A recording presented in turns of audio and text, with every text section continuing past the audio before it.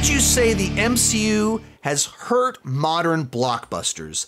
The MCU had success with big action, comedy, and emotion. Now it seems like most every big franchise is copying the MCU format. I don't think I would phrase it as the MCU has hurt modern day blockbusters so much as the MCU is the ultimate example of part of the problem with modern Hollywood. And what I mean by that is that for a long time, Hollywood would make movies for specific groups and audiences. So you had this very vibrant action genre, martial arts genre in the 80s and 90s with these R-rated action movies that everyone knew were primarily for dudes. And they would have budgets in a certain range. You'd expect them to do certain well. And you had the big stars, the Stallones. Then you had the mid-tier stars that had lower budgets, but they'd be solid performers. And that was like a robust genre that was for grown men.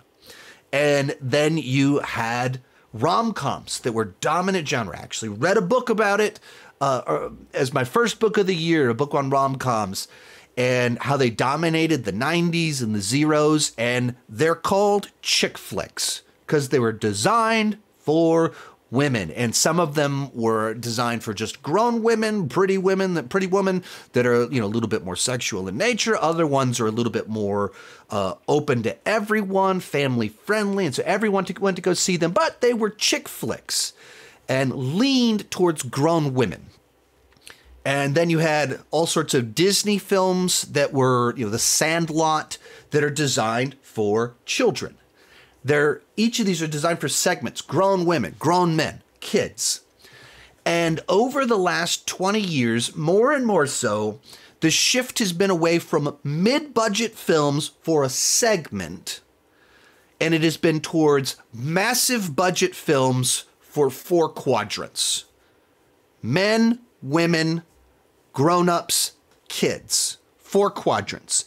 And so more and more and more, they're making movies that are PG-13, and there's a little bit of something for everyone. So you don't need comedies because Marvel movies have comedy. You don't need action movies because Marvel movies are action movies. And a lot of them have some romance in it. A lot of them will have, and so they cover a lot of ground. And so you have 200, 250, $300 million films that kind of are the whole package. And Marvel did it the best for 11 years. They dominated at making 4-quadrant blockbusters that became must-see films. They were water cooler films. And of course, because they were the best at it, then they started to have the influence. And I think their influence wasn't what you said. You described it as big action, comedy, emotion. I think that's more just the 4-quadrant side to it. Make a movie that is for everyone. It's PG-13, but it's for everyone. And so PG movies have almost disappeared. We don't make movies just for little kids anymore. There are very many of the only animated movies, just the little ones over here. This is a very small genre. And more and more and more, R-rated action movies, there's not a ton of them like there were before, but there's so many PG-13 films. So much so that they started trying to convert Terminator into a PG-13 franchise because everything had to be 4-quadrant. Everything had to be for everyone and as broad of appeal as possible. Marvel did it the best. I think their influence, though, they did that formula that you mentioned the best, but their influence was everything's a shared universe. That's where they broke blockbusters. And they did something better than anyone else has ever been able to do it, and they are struggling to replicate it. Post-Endgame, they're struggling to replicate what they did so well for 11 years. But, the DCU tried to copy them. They tried to do the Monsterverse, and they announced The Mummy, and they're going to do a whole shared universe of monsters. How'd that go for Universal? And then you get to, even Fast and the Furious trying to do spin-offs with Hobbs and Shaw, like everything's supposed to be a shared universe, and now we want to do streaming companions for everything. I think that's more where they kind of hurt blockbusters, where everything felt like it needed to be an episode in this bigger thing, and everything needs to be connected. And I don't think that was good for blockbusters as a whole. It was great because someone did it right. It's not a formula that everyone can copy. But yeah, I think Marvel is just the biggest example of this modern problem where studios want franchises. Franchises are existing properties, so they have built-in audiences. They're easy to market to.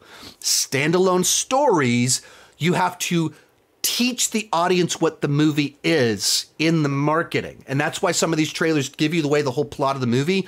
It's because you have to tell the audience what it is to get them to buy a ticket for it. Where versus a Marvel movie, you know what Marvel is. Do you like Marvel or not? Do you like this Marvel character or not? And so franchises, PG-13, 4-quadrant, everything is designed to be a blockbuster. And that is, I think, the problem. Marvel's the best at it. But I wish that we would move away from that.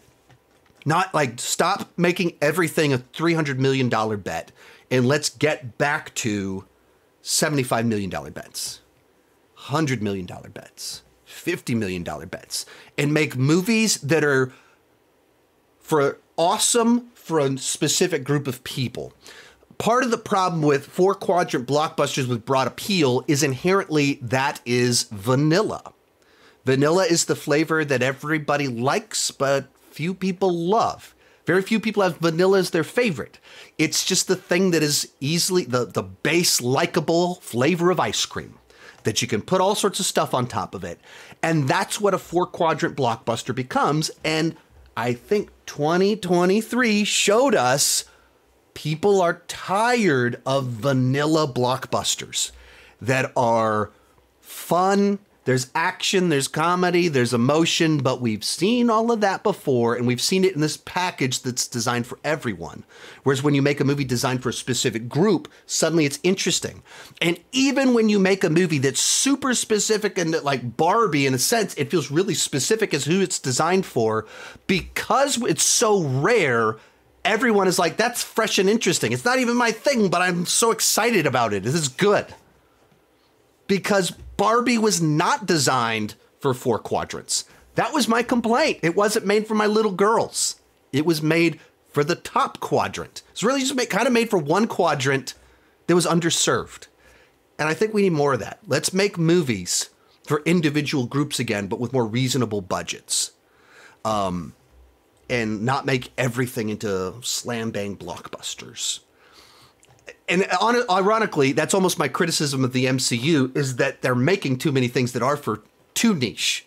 They're good at making huge things for everyone, but now they're segmenting, and they're hurting themselves by doing that, by moving away from what they're actually good at, by doing too much stuff, by segmenting. So anyway, I've got thoughts on all this. That's why I wanted to answer this question before we ended our live stream.